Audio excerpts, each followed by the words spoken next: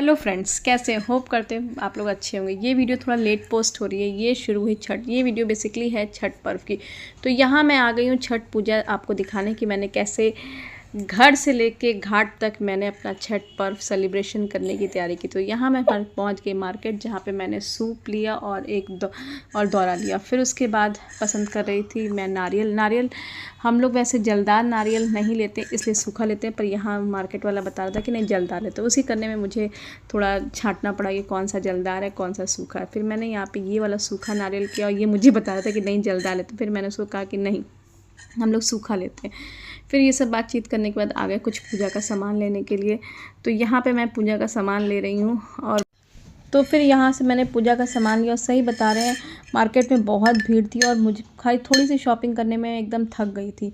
फिर उसके बाद यहाँ मैंने शॉपिंग किया। फिर जब मैं शॉपिंग कर रही थी तब से मुझे हंसी आने लगी कि मेरी बेटी भी और मेरे हस्बैंड भी यहाँ पे कुछ ऐसे बातें होने जिसमें से हंसी आने लगी। तब से फिर जब हम लोग यहाँ से निकलने लगे तब से मेरी बेटी को क्या दिखाई पड़ा, ये छोटे छोटे सूप। तो ये देखिए मेरी बेटी, फिर ये सूप लेके मेरी बेटी मस्ती करने लगी और जिद करने लगी कि मम्मा ये वाला सूप खरीदो, ये वाला सूप खरीदो। पहले बोली ये क्यों होता है, तो मुझे लगा कि ये सूप शायद शादी के लिए यूज़ होता है, पर नहीं, यहाँ पर इस सूप का बेसिकली छठ में भी पूजा करते हैं। फिर जब हमने पूजा का सामान खरीदा तो आई फ्रूट्स की बारी। तो फिर सबसे सारे फ्रूट्स हमने लगभग खरीद लिए। फिर उसके बाद हम लोग को सबसे लास्ट में गन्ना खरीदा, क्योंकि गन्ना कैसे हम लोग लोड करके लाते। तो यहाँ गन्ना खरीदने के बाद मेरे हस्बैंड बोले कि चलो मैं उठा के लेके चलता। तो यहाँ हम लोगों ने फ्रूट लिया, गन्ना लिया और कुछ सामान हमने एक जगह मार्केट में भी रखा हुआ था।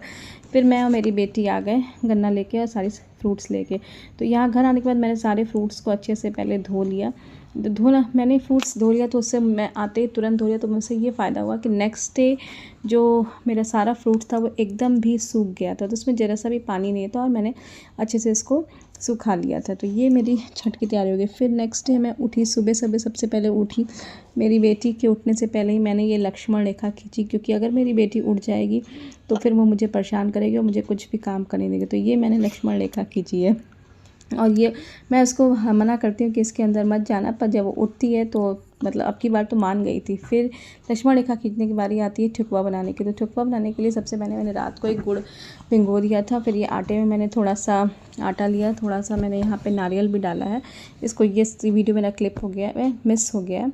फिर मैंने यहाँ पे नारियल डाल के और आटे और गुड़ और आटे के गुड़ के और आटे के साथ मैंने इसमें यहाँ का ठेकुआ का डो तैयार किया। फिर मैंने यहाँ पे स्टार शेप का ही ठेकुआ बनाती हूँ। पिछले 2 साल से मैं स्टार शेप का ही बनाती हूँ। मुझे वो वाला शेप मिल ही नहीं पाता जो एक्चुअली ठेकुआ का होता है। फिर मैंने यहाँ पे इसकी पूजा की कि भाई अच्छे से कोई काम शुरू करें तो ये हो जाए। तो फिर मैंने इनकी इंडक्शन की पूजा की और मैं यहाँ पे ठेकुआ छानने लगूँगी। तो मेरी बेटी बोलती है कि आपने जब लास्ट टाइम पूजा किया था फिर इस बार क्यों किया पूजा। तो मैंने कहा कि हर साल पूजा करते हैं। तो फिर यहाँ मैंने ठेकुआ छान लिया। फिर मैंने अपने सारे ठेकुए छान लिए धीरे धीरे करके। तो ये देखिए, ये मेरा सबसे पहले मैंने 5 ठेकुआ डाला था घी में, फिर मैंने उसको छान लिया। तो ये मैंने कुरकुरे से ठेकुए बनाए। फिर यहाँ मेरे हस्बैंड आए, बोले कि तुम पूरा कर लो। तो मैं उसको बैठ के पूरा कर रही थी और धीरे धीरे करते करते मेरे सारे ठेकुए छन गए। तो हस्बैंड ने कुछ फ़ोटोज़ ली, क्लिप लिया कि लाओ तुम्हारी बना लेते हैं। अब की बार मैंने सोचा कि मैं बैठ के बनाऊंगी। लास्ट ईयर मैं किचन में ही खड़े होकर बनाई थी तो बहुत ज़्यादा थक गई। तो इसलिए मैंने प्लान चेंज करके अब की बार मैंने कहा कि मैं बैठ के बनाऊंगी। फिर जब ये ठेकुआ छन गया तो फिर मैंने ये चावल के आटे का लड्डू बनाया। इसकी रेसिपी मैं आपके साथ शेयर करूंगी। तो साथ में मैंने ये स्टार के साथ ये वाला भी ठेकुआ बनाया। मेरी प्रसाद जब बन गई, यानी कि ठेकुआ बन गया और मेरा लड्डू बन गया, तो फिर आई दौरा और सूप को सजाने की बारी। तो मैंने यहाँ पे अलता से अपने 2 दौरा और सूप को मैंने अच्छे से सजा दिया। तो ये देखिए यहाँ मैं सजा रही हूँ। यहाँ पे ओम और स्वास्तिक करें। ये सब काम जब मैं अपनी बेटी को स्कूल भेज देती हूँ तब करती हूँ, क्योंकि अगर वो रहेगी तो मुझे बहुत परेशान करेगी और मुझे कुछ भी नहीं करने देगी। और सच्ची बताऊँ, उसको ये सब पता ही नहीं होता है कि ये छठ पूजा में ये सब भी करना पड़ता है, क्योंकि वो चली जाती है 2 बार से स्कूल ही चली जा रही है। तो वो जब ये सब चीज़ें बेसिकली वो वीडियो में देखती है, और या तो फिर तब देखती है जब मैं एडिटिंग करती रहती तो बोलती है अच्छा ये भी हुआ था क्या, वो भी हुआ था क्या। तो ये देखिए मैंने अपना सूप सजा लिया। अब मैं दौरे को सजाऊंगी। छठ पूजा की बहुत ही अच्छी पूजा होती है। काम थोड़ा सा होता है पर साथ में फास्ट भी होता है, पर अच्छा लगता है। एक हर्षोल्लास के साथ हम लोग ये पर्व मनाते हैं। तो यहाँ पे मैंने अपने दौरा और सूप दोनों को सजा लिया। अब बारी आती है सारे सामान जिसको मैंने वहाँ पे रखा था मैं यहाँ ले आके एक साथ रखूँगी पूजा के सामान की कोई भी सामान मिस ना हो, यानी कि वहाँ पे पहुँचने पर कोई भी सामान छूट ना जाए या दोबारा लौट के आए। तो मैंने एक एक करके ध्यान से सारे सामान को पहले यहाँ लेके आई हूँ और फिर इन सारे सामानों को यानी पूजा की सामग्री को मैं एक एक करके सूप में और दौरा में सिस्टमेटिक रखूँगी। तो ये देखिए ये सारी मेरी पूजा के सामान है जिसमें मैंने सब कुछ तैयारी करके यहाँ पे रख लिया है। तो अब धीरे धीरे करके मैं इसको रखूँगी और मानुषी के आने से पहले ही मैं ये काम कर लूँगी क्योंकि मुझे परेशान ना करे। तो ये देखिए ये मेरा सारा सामान हो गया है और बहुत ही अच्छा लगता है और शायद ये वीडियो बनने से मेरे लिए एक मेमोरी भी रह जाती है कि मैं मतलब वैसे तो हम लोग नोट करके रखे रहते हैं कि क्या क्या सामान चाहिए पूजा के लिए, पर अगर आप कभी मिस करो या कुछ करो तो आपकी यादें रह जाती हैं कि आपने क्या क्या लिया है। कोई भी सामान आपको स्किप नहीं करोगे।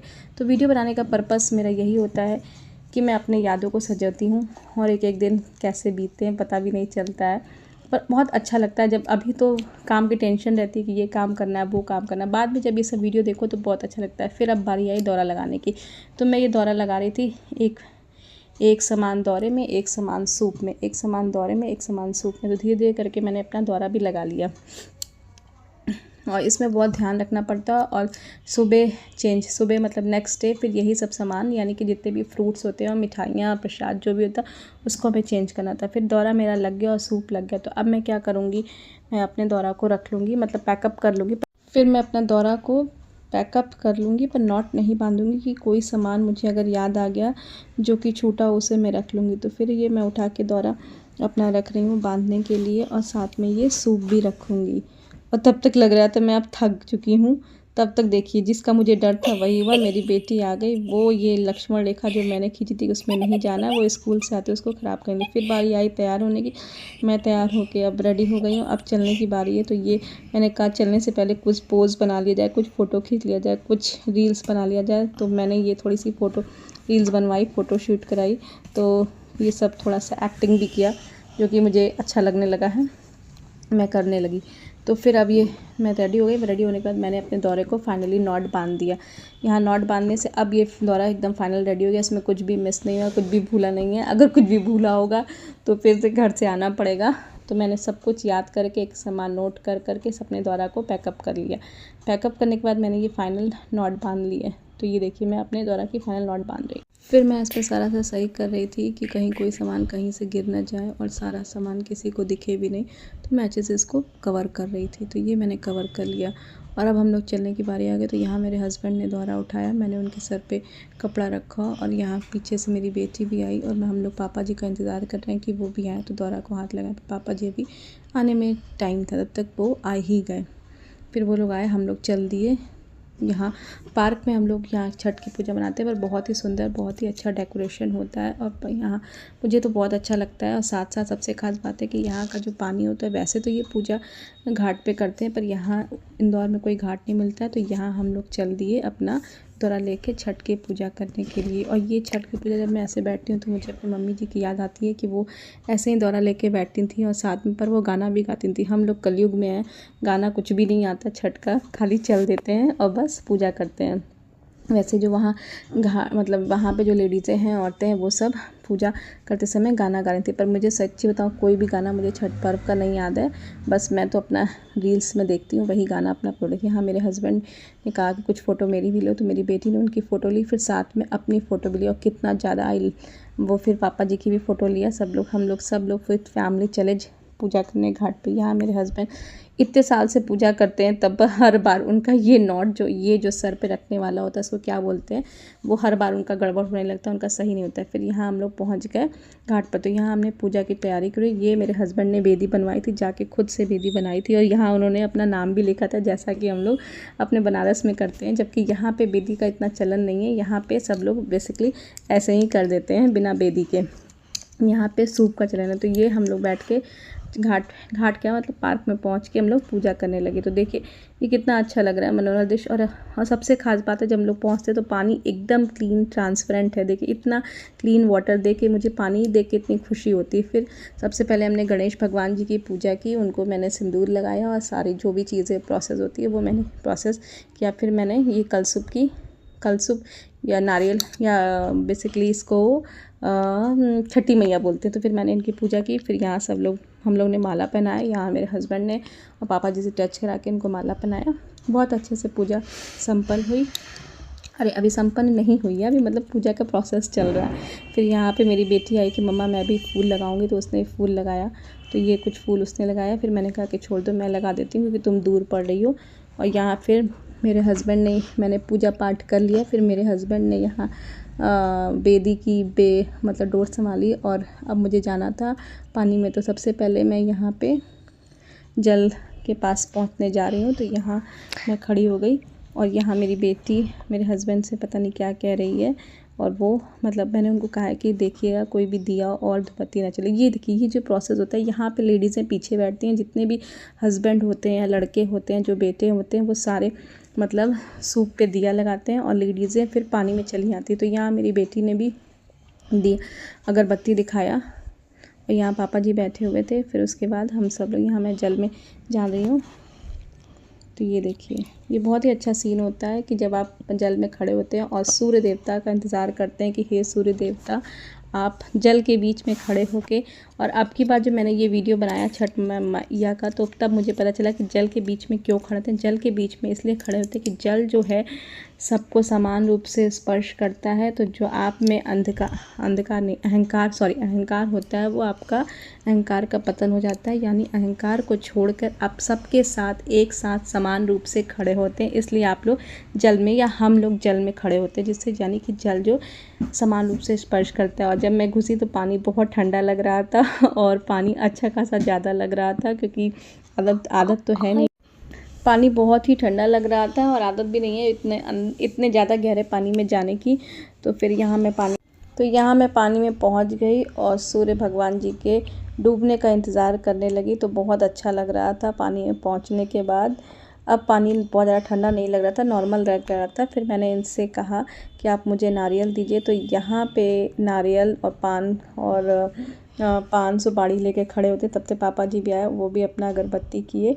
तो ये है हमारी छठी मैया की पूजा, जिसमें हम लोग ने बहुत ही हर्षोल्लास के साथ और खुशियों के साथ बहुत अच्छे से छठ पर्व मनाया, जो कि बहुत अच्छा लगता है। बहुत टफ़ होता है, पर धीरे धीरे करते अच्छा लगने लगता है। पर बहुत ही अच्छा लग रहा था पूजा करने में, जो कि बहुत ही शानदार पर्व है, हर्षोल्लास के साथ मनाते हैं। तो यहाँ पे अब मैं थोड़ा सा थक गई थी, क्योंकि खड़े खड़े सूर्य भगवान जी का इंतज़ार करेंगे कब डूबेंगे। मेरे चेहरे से भी थोड़ी थकावट लग रही थी। फिर यहाँ पे वेट कर रही हूँ मैं, और यहाँ मेरे हस्बैंड, अब सूर्य देवता आ गए थे, मतलब यानी कि डूबने का टाइम हो रहा था। सब लोग अर्घ देना शुरू कर रहा था। तो यहाँ पे लोग अब सबको अपनी अपनी फैमिली को सूप दे रहे थे। तो ये देखिए, सब लोग एक दूसरे को सूप दे रहे हैं। यहाँ पापा जी भी बैठे हैं। सूर्य देवता अब डूब रहे हैं। तो ये डूबते हुए सूर्य को अर्घ दिया जा रहा है। शाम का टाइम है और बहुत ही अच्छा डेकोरेशन पार्क में हुआ था, कि जो कि इस छठ पूजा को और भी शानदार बेहतरीन बनाता है। कि मतलब एक सिंपल से भी पूजा कर सकते हैं, पर इतना सुंदर डेकोरेशन, केले का पत्ता, फ्लावर, लाइटिंग, बहुत ही मनोहर लुक लगता है मुझे। ये जो छठ पूजा का पर्व यहाँ इंदौर में मनाया जाता है। वैसे हम लोग यहाँ घाट में मनाते हैं, पर ये बहुत ही सुंदर। तो यहाँ बारी आ गई अब डूबते हुए सूरज देवता को अर्घ देने की। तो यहाँ मेरी बेटी ने सूरज देवता के लिए अर्घ दिया। तो बहुत ही अच्छा से हम लोगों ने छठ पर्व मनाया। तो थैंक यू फ्रेंड्स। अगर आपको मेरी वीडियोज़ अच्छी लगे तो प्लीज़ लाइक करिए, कमेंट करिए और मेरे चैनल को सब्सक्राइब करिए। जय हो छठी मैया की।